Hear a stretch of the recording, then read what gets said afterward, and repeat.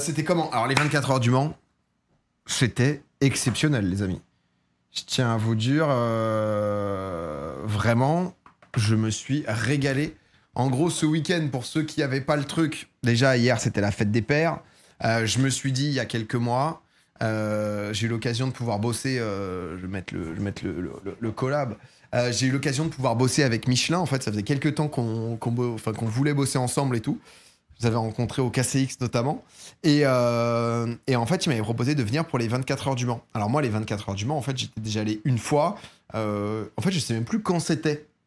Pour moi, c'était un souvenir fort. J'en ai reparlé à mon père, il s'en souvenait pas non plus, putain. C'est enfoiré. Et du coup, il m'avait amené, je crois que j'avais 12 ans. Mais je suis pas sûr exactement. Parce que je me souviens, je jouais à un jeu mobile. Genre un peu Mario et Sonic au JO, un truc comme ça. Mario et Sonic au JO, c'est quelque chose ça ou pas?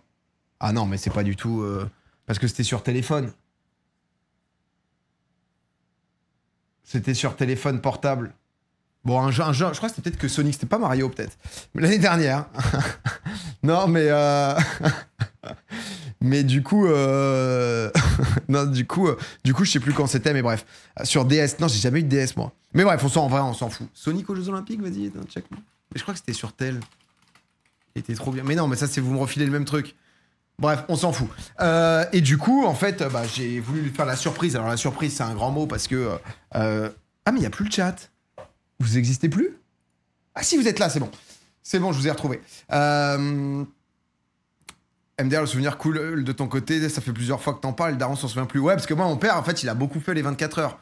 Première fois qu'il les a fait, c'était en 1987. Et il vient souvent aussi aux 24 heures du Mans classique. Bref, il est... J'ai découvert ce week-end, je savais qu'il kiffait bien l'auto, les sports auto et tout, mais honnêtement, il a tenu des discussions. J'étais en mode, il est chaud le daron. Il est quand même en place. Hein. Pat, il aime pas les surprises. Pat est pas très surprise. J'en avais déjà parlé. Il était pas méga surprise. Du coup, je l'avais bien prévenu avant que ça soit un truc qui kiffe. Il était trop content. Et du coup, bah en fait, je suis parti vendredi matin et c'était exceptionnel. Vraiment, je me suis régalé. Il était trop heureux. J'en ai fait un petit contenu. Là, on va poster sur Insta dans l'après-midi ou ce soir normalement, mais qui résume un peu ce qu'on a pu vivre. Ce qu'on a pu vivre tout à l'heure, enfin tout à l'heure ce week-end. Ah, j'ai pas le son. Ah, c'est là. 24 heures du Mans. J'ai été invité par Michelin pour une expérience de dingue. C'est Bibadom pour la fête des pères. Alors faut savoir que mon papa est ouais, on a tenté un petit nouveau format. Oh, c'est Pat avec sa veste golf, il régale sa veste golf. 15 ans de ça, il m'avait amené. Pour moi, la première fois, on avait dormi sur le camp, Pat. Et je m'étais dit que avec Michelin, t'avais des accès spéciaux. Non, mais on a fait des trucs de fou. Une expérience incroyable. Bon, alors une fois qu'on est arrivé sur le circuit, on s'est fait un petit tour de reconnaissance. Ça, bah attendez, je savais même pas qu'ils faisaient ça en fait, où il y a carrément des gens qui se baladent à vélo. Il y en a qui le font en courant. La piste, elle est ouverte pendant plus de 2 heures. Et tout le monde peut venir. Ensuite, on a continué le début. J'ai conduit ça. Fou, où on a pu conduire donc une Alpine A110R. Non mais j'ai conduit ça. Mais alors attendez, non mais faut que je vous raconte parce que du coup, en gros, Michelin, Michelin, ils ont des partenariats avec en fait Michelin, si jamais, hein, c'est équipementier. Je sais pas si on dit équipementier, mais en tout cas, ils vendent des pneus majoritairement. Donc du coup, ils font pas mal de collabs avec d'autres marques. Tu vois, en l'occurrence avec Alpine, j'ai pu faire des trucs avec Porsche et tout. Et donc du coup, j'ai pu conduire notamment l'Alpine. Et en gros, ce qui se passe. Moi, vous me connaissez, j'ai passé le permis pour le GP Explorer. Moi, on dit équipementier pneumatique, ouais. Moi, je suis vraiment, tu vois, genre casu, vous avez compris au GP Explorer que j'étais pas un expert de la vitesse et tout. Manufacturier, c'est exactement ça. En gros, je me retrouve là-dessus avec que des pilotes, anciens pilotes. Il y avait Donald Renew, il y avait des Espagnols, Italiens, Américains, que des créateurs spécialisés automobiles. Et Donald qui, lui, surkiffe le sim racing et qui a pas mal piloté, tu vois. Et en fait, du coup, donc on visite un peu le circuit, c'est ouvert à tout le monde, je rencontre plein d'entre vous, donc trop cool. Ensuite, genre, on fait un petit tour et il nous prévoit un tour, tu vois. Me dis pas que tu roulais à 60. Bah, disons qu'en fait, on fait un petit tour sur des routes de campagne. Mais moi, je suis en mode, il y a des limitations de vitesse.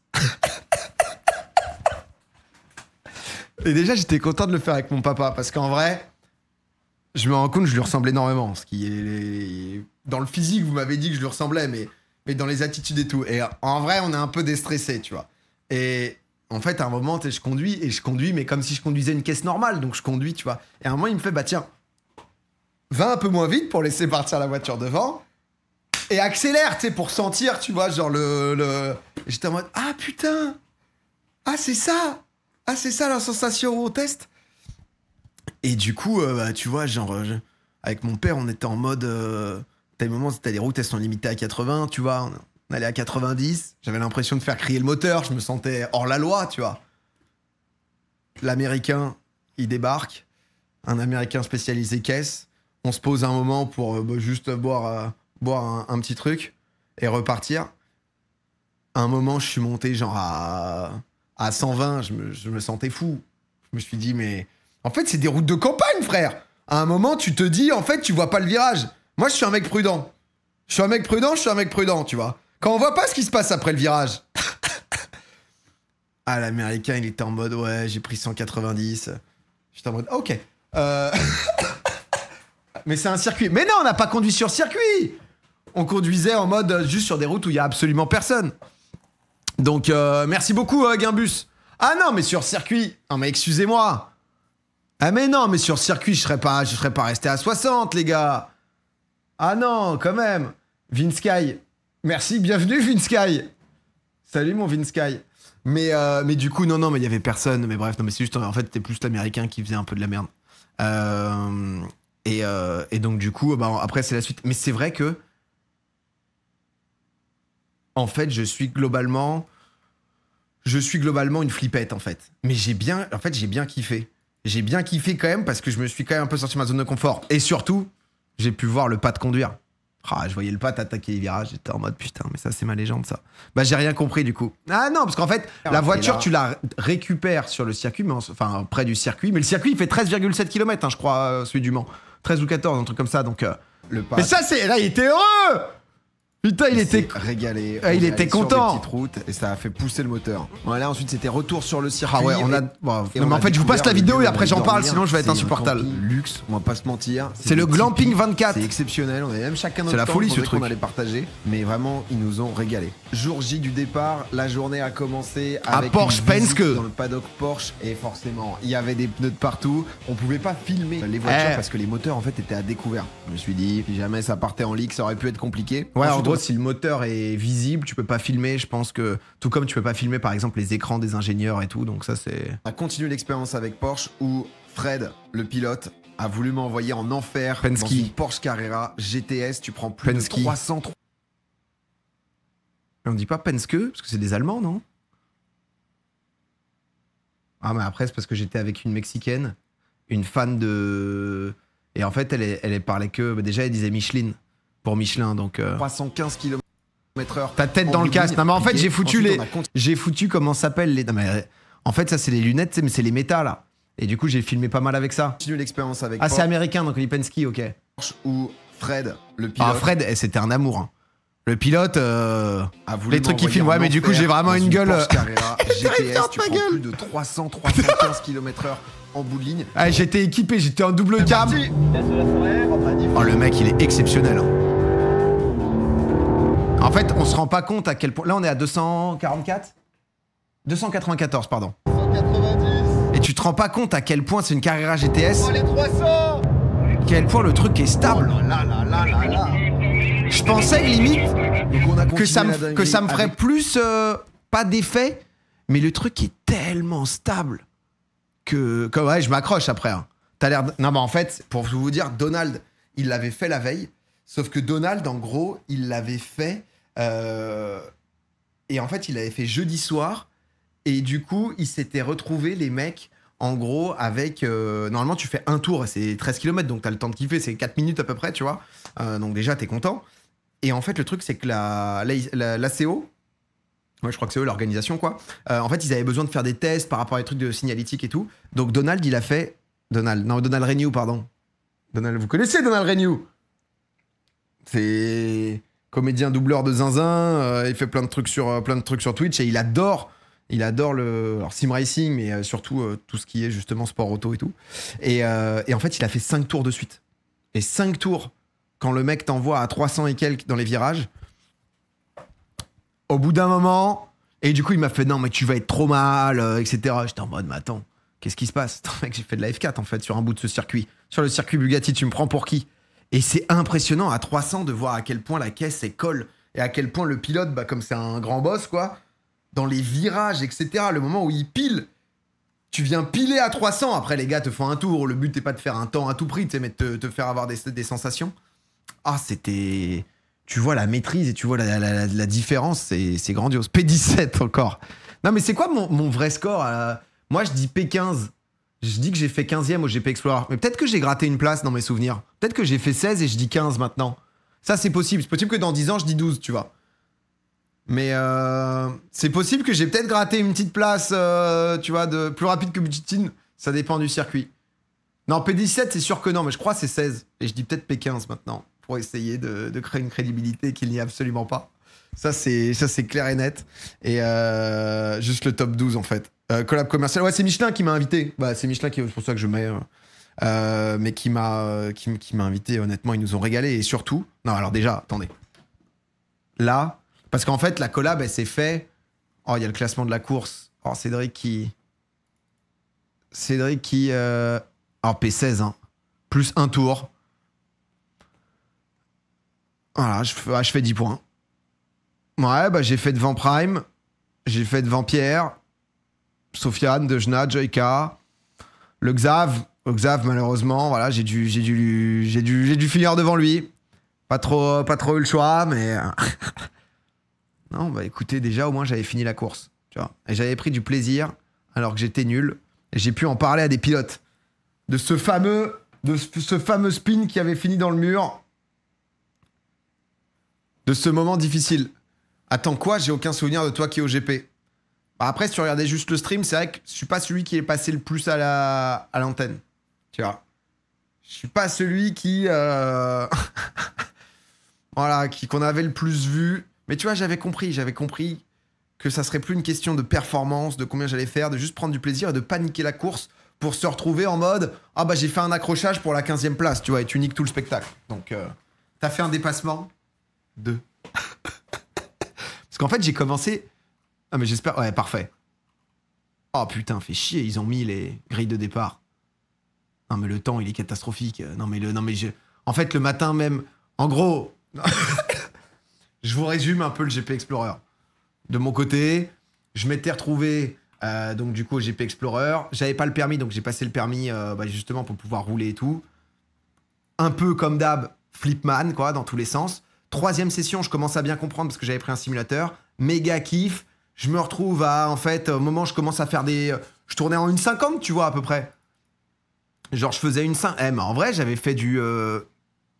Mais après, c'est différent. Tu vois, je crois que mon meilleur temps aux entraînements, c'était 1,50 à peu près. Juste ensuite, se faire ça au qualif, c'est plus compliqué, tu vois. En fonction des... Mais, tu vois, c'était à peu près là, quoi. Je commence à vraiment kiffer, je commence à avoir des sensations. Bref, toute une histoire avec 3 tours de drapeau bleu. On se comprend pas bien, on me laisse pas passer. Je me vénère tout seul dans la caisse. Je me dis, putain, prochain vidéo. Parce que entre le fait de faire des tours et bien se sentir et le fait de doubler, quand t'es en F4, c'est pas du kart de lock, tu vois. Du kart de lock où t'aimes bien, au pire, tu tapes un peu, etc. C'est pas la même sensation, quoi. Et jusqu'au moment où je me dis, vas-y, c'est le moment, dans le Dunlop, j'y vais, là, honnêtement, là, je pars. Voilà, donc là, je raconte ma vie. Là, et là, on arrive. Et là, je me dis, c'est maintenant ou jamais. Je vais tout mettre, je vais freiner plus tard. Donc ça, tu prends à fond, là, tu montes à 215. Tu te déportes un peu côté gauche. Comme une grosse merde. Tu te mets à droite. Et là, déjà, je suis rentré trop tôt. Et là, du coup, je veux freiner. Et du coup, spin. Tu vois qu'il y a un truc. Ça s'est pas passé comme j'imaginais. Pas si impressionnant, mais qui a fait qu'ensuite, c'est devenu un blocage et j'ai plus jamais réussi à bien la prendre à fond parce qu'en vrai, ça me faisait peur. Et j'ai eu peur de A à Z et donc du coup, ensuite, je me suis dit, bah vas-y, j'ai compris que je vais être un peu nul et que je voudrais...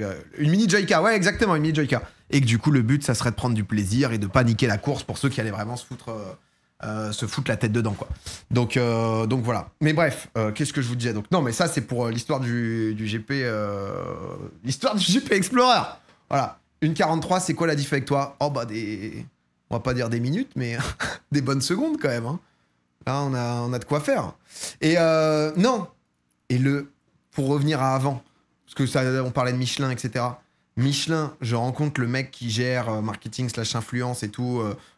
Au KCX, parce que du coup, ils sponsorisent Cacor depuis longtemps. On parle, ça fait longtemps qu'on voulait bosser ensemble. Bref, on a réussi à bosser ensemble sur 24 heures du Mans. Le gars est un crack titanesque. C'est-à-dire que le mec, dites-vous, donc c'est un ancien semi-pro sur CS. Il sponsorise la K-Corp, ça fait quoi, 3 ans maintenant 2-3 ans, je sais pas exactement, mais un truc à peu près comme ça. Le mec, on parle, etc. On parle un peu des performances K-Corp, putain, déçu et tout. Tu vois, je dis bon, c'est quand même ouf. Ça fait 4 ans qu'il sponsorise. Il a commencé LoL pour mieux comprendre, justement, le sponsoring K-Corp, etc. Il est grand master sur LoL. Si vous connaissez pas League of Legends, il y a les challengers, il y a 200 challengers en Europe, et ensuite il y a 1000 grands masters. C'est-à-dire que genre il fait partie du top 0,00001% du jeu, en ayant commencé il y a 4 ans, histoire de comprendre un peu l'équipe qui sponsorise et tout. Il a genre 42 piges, je crois. Et tu sais, je lui ai dit, mais heureusement que t'es avec K-Corp, parce qu'il y a plein d'équipes où t'aurais plus d'élo que les joueurs que tu sponsorises. Ah, il y a 300 chals maintenant, pardon. Mais et au début, tu sais, je me disais, tu te fous de ma gueule et tout. Et non. Et non, mais après, c'est un bon boss. Tu sens dans tout ce qu'il fait, il y a ça se passe bien, quoi. C'est qui le mec que vous connaissez pas? C'est enfin, tu vois, c'est pas du tout une figure publique ni rien. C'est juste il fait son truc, quoi. C'est pas RPK. Non, c'est pas RPK. Mais là, il est en consultant du jeu. Mais non, mais tu vois, il faisait du judo, il s'était retrouvé à l'INSEP pendant 2-3 ans. Le gars, il est aussi pilote. Enfin, il a un brevet de pilotage un peu chaud. Enfin, tu sens que le gars est assez bouillant, quoi. Mais bref. Non, mais du coup, ça, c'était marrant déjà. J'étais en mode, ah putain, du coup, on peut parler. Souvent, quand tu parles à des directeurs marketing ou autres, tu parles. Le mec, il capte à peu près ce que c'est que League of Legends, que le 5v5. C'est déjà. Tu vois. Parce que je me suis dit, ça va être ça. Quand à un moment, il commence à me parler de la performance, de machin, de certains choix, je me dis, bon, ok. Tu vois, il capte pas trop, quoi. Mais... Et après, il m'a fait, non, mais je suis Grand Master, tu vois. Il m'a fait, bon, par contre, je suis au TP Evelyn et tout, mais j'étais en mode, oui, bon, vas-y. Bref, mais du coup, non, c'était marrant. Mais là, tu parlais juste avec un mec meilleur que toi. Ah, mais clairement, j'ai eu besoin d'un petit temps. Et du coup, non, ce qui était génial, c'est que c'est par rapport aux 24 heures du Mans et tout, en fait, c'est un mec qui bosse depuis je sais pas combien d'années chez Michelin et qui, du coup, est hyper calé en sport auto. Et en fait, parfois, ce qui est dur, c'est que quand t'es pas dans le monde automobile, très vite, c'est comme quand tu suis pas LoL. C'est-à-dire que c'est des rêves de caisse, c'est des rêves de moteur, de machin, de trucs où t'es absolument perdu, tu vois. Et du coup, mon père, moi, il se régalait, il donnait plein d'anecdotes parce que, tu vois, il a beaucoup suivi, en mode quand la première fois où je suis venu au Mans, machin, Pescarolo, il disait, on est là pour la vitesse, pourquoi ils ont foutu des chicanes? Pourquoi ils ont foutu des chicanes? Parce qu'en fait, les mecs, elle est tellement vite aux 24 heures du Mans. Donc 24 heures du Mans, si vous connaissez pas, c'est une course qui est mondialement reconnue, de l'endurance. 24 heures où il y a donc du coup 3 types de voitures qui s'élancent donc dans la même course. Les hypercars, c'est des sortes de prototypes qui vont à 350, quasiment 400 km/h. Les LMP2 qui sont un peu le même style mais en moins rapide. Et les GT3 qui sont en gros des Porsche custom, des trucs un peu vénères. Et en gros, à un moment, les mecs poussaient tellement sur la vitesse, etc. Ah oui, c'est les LM GT3. Que il y a eu ce moment. Nous sommes au 24 heures du Mans, 1999. 1999. Avec les mecs, en fait, poussaient tellement sur les vitesses, voilà, qu'il y a une caisse qui s'est envolée, frère. La caisse. Ce qui décolle, une image que l'on avait déjà vue. Non, mais c'est. Les voitures allaient tellement vite qu'il y avait un peu d'aéro en dessous de la caisse a décollé. La Mercedes s'est envolée. C'est quand même zinzin comme image. Je pense que vous avez peut-être déjà vu ça, mais c'est... On est sur quelque chose où... C'est... 3 fois la même semaine, faut le rappeler. En fait, il y a de l'air, je pense, qui est passé en dessous, et du coup... là, elle est partie en triple salto, quoi. Donc, ils ont dû mettre quelques limites pour pas que ça aille trop vite. Ils ont dû, tu vois, petit à petit se dire, bon, les gars... comment on fait? Parce que ça peut être... Ok, Vatira. Ça peut être un peu compliqué. Non, mais du coup, j'ai eu, tu vois, discussion un peu de tout l'historique, de ce qui s'est passé, de tout ça et tout. Donc, je sais même pas si... Je sais même pas s'il est... je sais même pas s'il est vivant. Triple flip reset. Il était pas... Je crois qu'il a survécu à l'accident. Donc, j'étais pour quelle voiture? Bah, en fait, Ferrari avait gagné l'an passé et là, ils étaient assez chauds.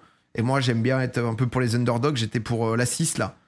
Kevin Estre, je crois, qui est le pilote français. Et qui ont fini 2e, du coup. Mais c'est quand même zinzin. Les mecs font 24 heures de course.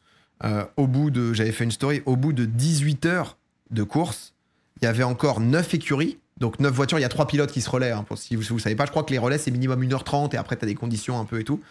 Il y avait 9 voitures qui étaient encore, ils se tenaient dans le même tour, après 18 heures de course. Je sais pas à combien ça a fini à 24 heures, mais déjà tu te dis, les mecs ont fini à 12 ou 14 secondes d'écart au bout de 24 heures. Alors que tu fais 24 heures, t'imagines, t'as 12 ou 14 secondes d'écart après avoir roulé 24 heures, tu vois. Sur 24 heures, tu suis réellement combien de temps? En fait, c'est un truc qui t'accompagne. Nous, on est venu le vendredi matin, et en fait, du coup, il y a plein d'activités, plein de trucs. C'est vraiment une culture. T'as énormément d'anglais, de néerlandais. Ouais, c'est plus de 300 tours, ouais. T'as énormément de tous ces pays. T'as vraiment une culture où t'as des mecs, ils ont des caisses de malades. Genre, tu vas sur le parking, tu vois un anglais sûrement avec une Aston Martin, et à côté, il a une tente Quechua, quoi. Et le gars, il va se mettre carpette tout le week-end. C'est vraiment... Tu dors sur place, ouais, alors ça dépend, t'as des campings et tout. Nous, en gros, on était sur le truc glamping, donc c'est un truc VIP où t'as genre vraiment 150 tipis, tu dors au chemin au bœuf, qui fait partie du Bugatti, qui est sur l'intérieur. Donc ouais, non, c'est vraiment... tu vois, t'es pas à 24 heures comme ça, tu peux l'être, mais en fait, le circuit, il fait 14 km, donc t'essayes d'être à différents points. La nuit, c'est encore différent, c'est tellement stylé la nuit. Je crois que cette année, ils ont rajouté un truc qui est bien. En fait, sur le côté des voitures, ils ont rajouté un petit compteur de LED rouge qui te dit à quelle position il est. Parce que du coup, en fait, gagner les 24 heures du Mans, techniquement, c'est... en fait, c'est toujours les hypercars qui gagnent. Enfin, il y a peut-être des histoires, mais je crois que c'est toujours les hypercars. Et oui, parce qu'ils vont 50 km/h plus vite, donc bon. Mais du coup, il y a quand même ta position dans les 2 autres courses, tu vois. Donc, on voyait pas bien sur les P2. Ouais, je suis d'accord, parce que c'était au niveau du pneu. C'était un peu galère. Mais déjà, c'est sympa, parce que quand tu te poses... Tu vois passer et parfois tu vois genre 1-2 et tu te dis putain c'est eux qui se tirent la bourre quoi tu vois dans les autres catégories. Donc chaque catégorie gagne, il y a donc 3 vainqueurs. Ouais, il y a 3 vainqueurs mais il y a quand même... C'est quand même ceux d'Hypercar dont on se souvient, non? C'est quand même... Bien sûr que tu vois, c'est les autres catégories... Enfin les 2 autres catégories elles gagnent, mais c'est quand même... Tu vois, je sais pas à quel point les mecs qui ont gagné les GT3, tu vois, au général... 3 vainqueurs, mais une catégorie reine. Ouais, c'est ça. C'est le... Et la finale de la Kings League. Comment ça Enfin, j'avais prévu depuis 3 mois un cadeau pour mon père. Et on m'a averti le jour où ça a été annoncé que je devais jouer... alors, j'aurais adoré jouer. Hein. Moi qui aime le foot, j'ai vu des images de finale de la Kings League. J'aurais adoré être là, mais j'allais pas planter mon père. Mais... Qu'est-ce qu'il me dit Mais je savais que t'allais lire, je suis obligé. Mais non, mais du coup j'ai pu apprendre plein de choses. Et c'est vraiment fascinant, quoi. C'est vrai que ce milieu-là, c'est quand même assez exceptionnel.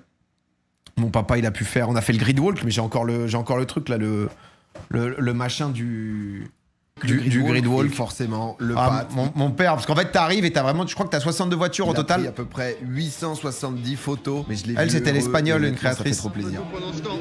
Il me... C'est vraiment... Je sais pas si vos darons font ça, mais il a un nombre de photos, mon père, mais il prend des photos de tout. Je suis en mode, mais rien que le travail pour trier après. Il a pris 3 photos de toutes les voitures qu'il a vues. J'étais en mode... Il s'éclate, il fait des photos de chaque voiture. Passe un bon moment, papa. Excellent. Il y a beaucoup de gens connus, il y a des pilotes, etc. Et il a pu rencontrer une de ses idoles, Harry Vatanen. J'ai demandé si les gens connaissaient, tout le monde connaissait. Ses idoles. Et mais du coup, ça m'a permis, parce que donc pilote de rallye un peu dans les années 80, je crois. Harry Vatanen, tu vois, Vatanen, j'étais en mode, c'est un nom qui me parle quand même, tu vois, je connaissais. Mais je connaissais pas... Merde, comment ça s'appelle? Pikes Peak, un truc comme ça, là? Pikes Peak, ouais. Et du coup, la ref méga connue de Vatanen, c'est parce que donc du coup, Pikes Peak, c'est aux États-Unis. Je sais même pas où c'est, je crois. En fait, c'est une montagne où les mecs en rallye vont donc du coup à je sais pas combien, 200, 250. Le but, c'est de la monter le plus rapidement possible. Où je crois que Loeb a un record qui est peut-être tombé entre-temps. Donc là, c'était en 1990. Et en l'occurrence, Vatanen, si tu veux un moment, donc le mec est en train d'envoyer, si tu veux... Montre un peu. Hein. Le mec est en train de piloter, donc pilote de rallye d'exception. Là, si vous voulez, c'est un ravin. On est sur une montagne où il tombe, c'est fini. Et de la descente, pas de la montée. Ah si, tu la montes, hein, je crois. C'est le premier arrivé tout en haut, non? C'est pas l'inverse, c'est pas tout en bas. Hein. Je crois, je veux pas dire de la merde, j'ai mal compris. Et là, il y a ça. Donc là, le mec est à une main et il fait pare-brise et il est en train de gérer la caisse à 200 dans des trucs où t'envoies vraiment la voiture de manière verticale. Ça, c'est le radar, là. La caisse est séparée dans 3 sens différents.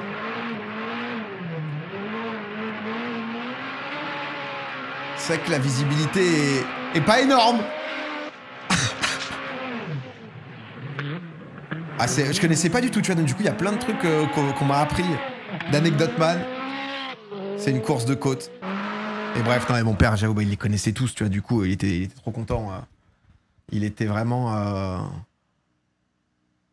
content de fou, quoi. Comment ça se fait que tu sois pas plus fan que ça par rapport à ton père?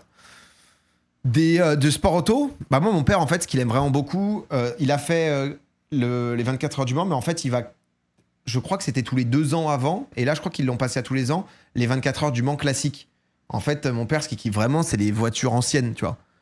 Pas forcément le côté vitesse et tout, tu vois, il aime bien tout ça et tout, mais c'est vrai que c'est plus le côté ancienne voiture, donc du coup, tu vois, il se fait les... avec un pote à lui, tu vois, qui est une voiture de collègue et tout, il se le fait à chaque fois, quoi. Donc vintage, etc. Ouais, c'est un peu plus ça, quoi. Les passions, c'est pas une succession. Non, mais du coup, il m'avait emmené, quoi. Et c'est vrai que c'était une ambiance que j'avais bien aimée, mais où on avait eu moins l'occasion aussi, peut-être de, tu vois, pas partager, mais de découvrir, quoi. Donc, il aime le vintage, exactement. Arrive à Tannen. Et ouais, non, du coup, on s'est fait un peu tout ça. De la course, le bruit est juste impressionnant. T'as les 62 caisses qui partent, c'est vrai que c'est... En vrai, c'est assez ouf, hein. Donc tu vois, du coup, là au début, tout le monde est paqué. Une fois les 24 heures lancées, on a fait que se balader. Après, tu fais que bouger, tu fais que. 40 km au total. En vrai, tu fais que marcher, tu te poses. Les gens, ils sont souvent avec une chaise Quechua. Nous, du coup, grâce à Michelin, on a eu des expériences de zinzin. On a pu venir sur le podium, on a pu. Dinguerie. Pat était aux anges. Il me régale avec sa veste golf des 24 heures. Merci à vous aussi. C'est grâce à vous que je peux vivre ce genre de choses et faire vivre ce genre d'expérience de dingue à mon papa. Un pilote. Non, mais c'était vraiment trop bien. Vraiment, j'ai trop kiffé. Forcément, comme on était avec de rien, PA. Bah non, mais c'est vrai que c'est grâce à vous tout ça, tu vois. Donc, incroyable la veste d'ailleurs. Ah non, mais c'est les lunettes méta. Ouais, j'ai filmé plein de trucs avec. Donc, Pat qui vlog, c'est beau. Ah non, mais je lui ai fait une compile de toute. De comment ça s'appelle? De juste tout en fait. Faut qu'il fasse Goodwood. Je crois que je connais pas, je suis pas sûr. Content pour Pat s'il a kiffé. Ah bah ouais, non mais c'était dingue. Et du coup, bah forcément, il te montre un peu. C'est sur cette photo. C'est vrai qu'il a un vrai flow sur cette photo. Mais vous savez que vraiment, je lui ai screen. Les gens disent qu'on se ressemble énormément. Il y a un air, quoi. Mais je me rendais pas compte à ce point. J'ai reçu énormément de DM qui me disaient putain, à quel point on se ressemble. C'est vrai que là, il a un vrai flow. Hein. Là, il est en légende. Hein. Non, mais du coup, je lui ai... Parce qu'en fait, à la base, il est en mode... tu sais, il a pas de réseaux sociaux. Enfin... Tu vois, il est... Voilà, quoi. Et avant, même apparaître, il était en mode... Il avait pas du tout envie d'apparaître et tout, tu vois. Bon. Maintenant... qu'il peut vivre des expériences de ouf, il est un peu plus ouvert, en fait, d'apparaître. Mais du coup, je lui ai dit, ah putain, mais je reçois quelques messages... Tu sais, genre, les gens, ils te trouvent beau gosse, hein. Il m'a fait, ah ouais? Montre pour voir. Je lui ai screené tous les gens qui disaient qu'il était stylé. Et je lui ai fait une compile, je lui ai fait le dossier. Je lui ai fait, non, mais comme c'est qu'une fois, j'aurai l'occasion de le relire. Ah, c'était marrant. C'était vraiment... il m'a fait, ouais, montre pour voir un peu. Ah ouais, non, mais... T'as déjà vu le truc de Jackie X qui marche jusqu'à sa voiture au lieu de courir à l'époque? Mais c'était pas justement pour protester? Parce qu'il y avait eu des accidents? En gros, avant, les pilotes des 24 heures, ils partaient d'en face, ils couraient jusqu'à leur caisse et ils démarraient leur moteur. Et je crois que... Parce que Jackie X, pareil, c'est une légende... C'est une légende. Et en fait, du coup...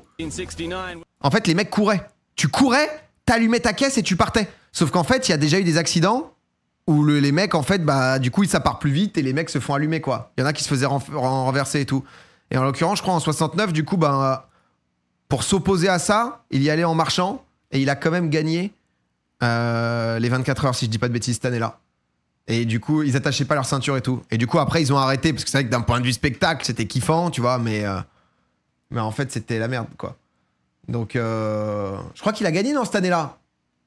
Et c'est vrai que quand t'es en grand boss... Jackie X. Ah, parce que du coup, je me suis fait des rattrapages de Jackie X, tu vois, c'est des blazes. 114 vice-champion du monde en 69, 70. Parti dernier, il a win. Alors, il remporte 8 grands prix de Formule 1, 68 jusqu'à 72, 24 heures du Mans. Victoire de l'épreuve à Siège. Boss.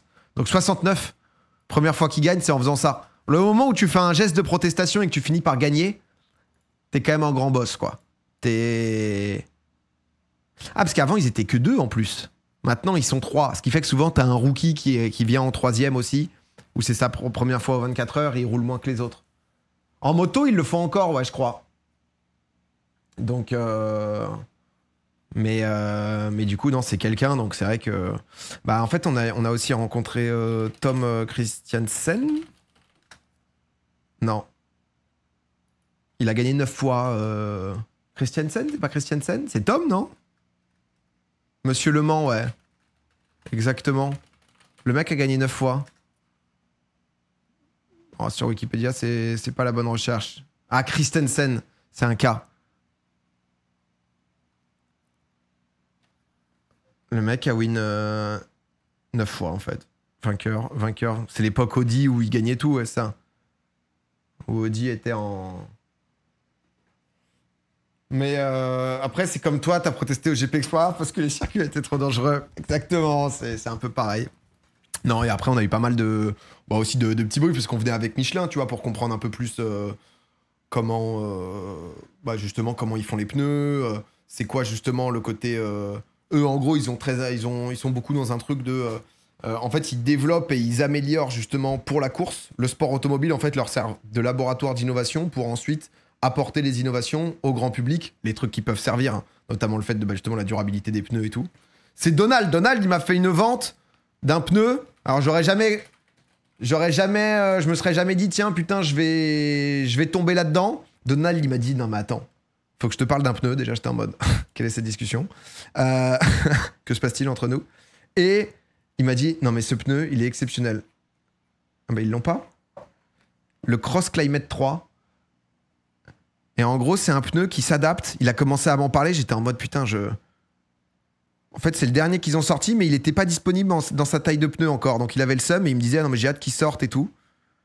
Et en gros, en fait, il me disait qu'en fonction du temps, le pneu s'adapte. Du coup, il va plus ou moins s'ouvrir s'il fait chaud, s'il fait... Par exemple, s'il neige, ça va pas te faire des chaînes, mais il y a des trucs durs. Alors, je vais pas, tu vois, avec mon niveau, je vais pas non plus tomber dans le...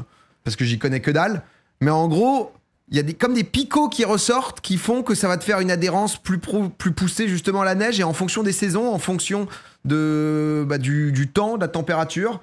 C'est un pneu 4 saisons, ouais c'est ça. Ah j'étais en mode ça a l'air bien ça. Ça a l'air bien, on va partir là-dessus. Mais genre c'est ça la discussion. Ah bah je te cache pas que j'ai dû m'accrocher en V8 et en V12. Hein. Donc putain stylé. Bah non mais en vrai ça m'a hype.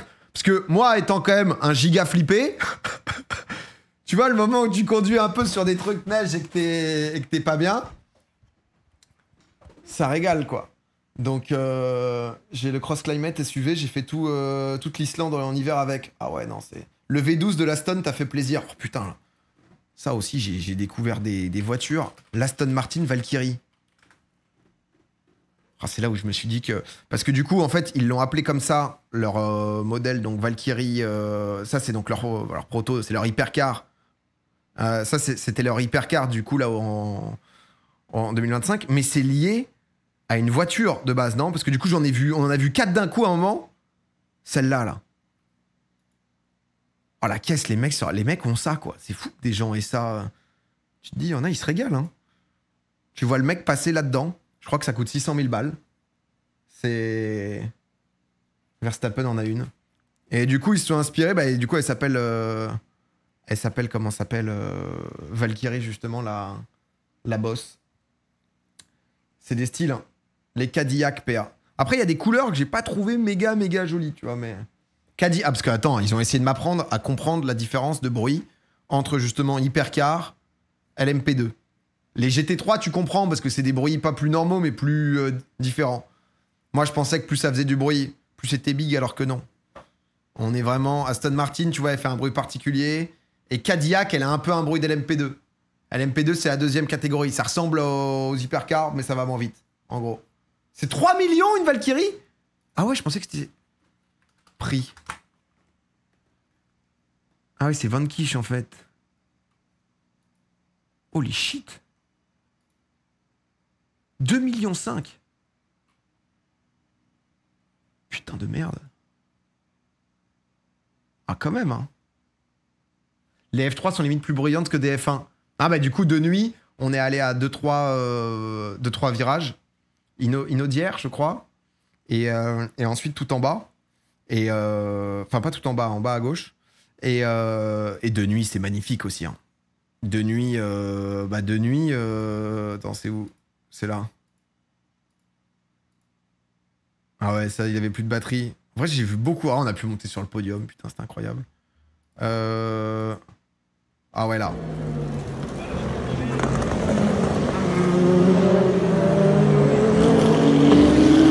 Oh, c'est quelque chose. En vrai, c'est vraiment. C'est une expérience. Ouais. Le pat est en train de shoot. Et en fait, ça, t'es vraiment. Ça, c'est leur hospitalité Michelin. Et t'es vraiment juste avant la ligne de. Donc, les mecs arrivent pleine balle. Derrière, t'as une chicane. T'as regardé un peu des on-board de nuit. Ah ouais, bah, c'était. La nuit, il y a moins de monde, donc t'apprécies de fou. Bah, surtout le style et tout, c'est quand même. Non, mais honnêtement, c'était vraiment génial. Vraiment, vraiment exceptionnel, quoi. La nuit, ça s'est passé comment? Bah, en vrai, bien. En vrai, hein, principalement, mais en fait, tu peux te balader. On n'a pas beaucoup dormi. J'ai dormi 3-4 heures. Cache pas que bah, on a vécu le folklore du Mans aussi, hein, voilà. Disons qu'on a serré quelques pinces d'anglais, d'allemand, de néerlandais. Autour d'une pinte, voilà, c'est... Comment tu fais pour rester 24 heures au volant? Bah, il tourne, quoi, mais bon. Ça picole un peu en tant que spectateur. Bah, en fait, sur les campings, j'ai découvert une des activités. Et je crois qu'ils le font plus... comment ça s'appelle sur les 24 heures moto. Mais qui est de venir avec une moto et la pousser au rupteur jusqu'à ce qu'elle crame. En boucle. Donc du coup, ça vient et ça pousse au rupteur. Ça crame, ça passe à la suite. Non mais c'est une ambiance les campings. Je crois qu'à 24 heures en moto, c'est pire que tout. Donc du coup, t'as aussi des boules caisses, tu vois, pour tout. Soit tous les gens ils viennent avec des casques, tu vois, anti-bruit pour pas te niquer quoi. Attends, même aux 24 heures en voiture, ouais, un peu, t'en as pas tant que ça, mais 24 heures en moto, faut pas espérer dormir, ouais, je crois. Le camping bleu va finir par être interdit tellement c'est l'enfer, je peux aller. Mais 24 motos et GP, c'est nimp les campings. Ouais, je crois que moto, c'est encore, c'est pire que tout là-dessus, ouais. Total de combien de tours? Ils font 380, je crois, ils ont fini 360, 80. Mais ouais, non, du coup, voilà, hein, qu'est-ce qu'ils ont. Et non, et sinon, parce qu'ils sont aussi là-dedans, donc ils t'apprennent. On avait une petite masterclass. Voilà. Mon père, il avait envie de s'asseoir au bout de 10 minutes, mais cette masterclass était très agréable. Non, où en fait, ils t'expliquent un peu ce qu'ils font aussi bah, pour essayer. Forcément, c'est un truc, la course auto qui consomme beaucoup, mais notamment sur les pneus, etc. Ils appellent ça genre. Attends, c'était quoi le nom? Made to last. Ou en gros, à l'heure actuelle, il y a quoi? 71% de matériaux recyclés. Ils arrivent à recycler et à foutre maintenant, donc, parce que leur but en 2050, c'est que ça soit intégralement, que le pneu puisse se resservir à 100%, et être fait que de matériaux recyclés. Pour l'instant, c'est à 71%. Mais t'as quand même, ils te foutent des zestes d'orange, etc., qu'ils arrivent à convertir pour ensuite devenir de la gomme. Donc, non, c'est honnêtement, on en a appris beaucoup. Ils sont en place. Et surtout, parce que c'est vrai qu'il y a quelques concurrents de pneus, quoi. On a choisi la Team France, en fait. Voilà, on a choisi la maison mère à Clermont-Ferrand, la maison mère Michelin, qui est en place, avec Bibendum. Bibendum qui a un vrai buzz, hein, aussi. Hein. Donc, ton pneu, c'est un jus multifruits.